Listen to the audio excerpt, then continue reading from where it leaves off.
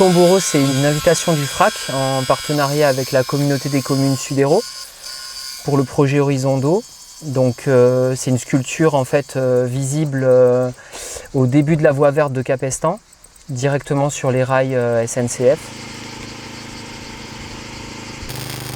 L'idée c'était de faire une sculpture in situ qui sera ensuite acquise par la communauté de communes, et donc en repérage en fait sur la voie verte, au début de la voie verte, le premier endroit où on m'a amené, j'ai repéré ces rails donc en friche, laissés complètement abandonnés.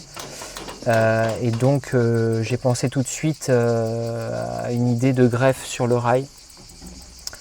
Et donc l'idée générale c'était vraiment de venir faire un trompe-l'œil.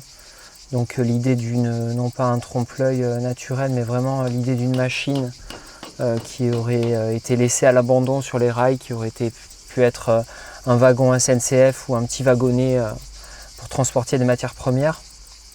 D'où le nom en fait Tomboro, c'est un anglicisme entre le tomboro traditionnel qui est l'outil qui sert au transport de gravats dans des courts trajets, et en fait le ro c'est anglicisé pour matière première, matériel.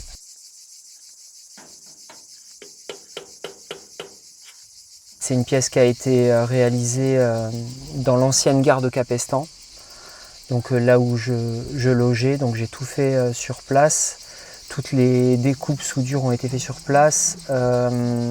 Ensuite les parois, je voulais vraiment que ça rappelle ceux d'une caisse à vendange, pour faire un lien avec on va dire le climat ici, les vignes, tout ça c'est très riche en vignobles.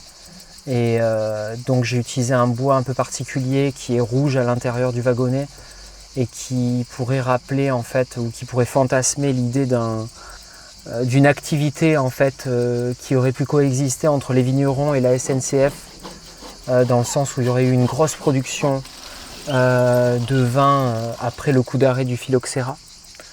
J'ai essayé d'inscrire en fait le trompe-l'œil dans une fausse histoire qui aurait pu être ce partenariat en fait. Voilà.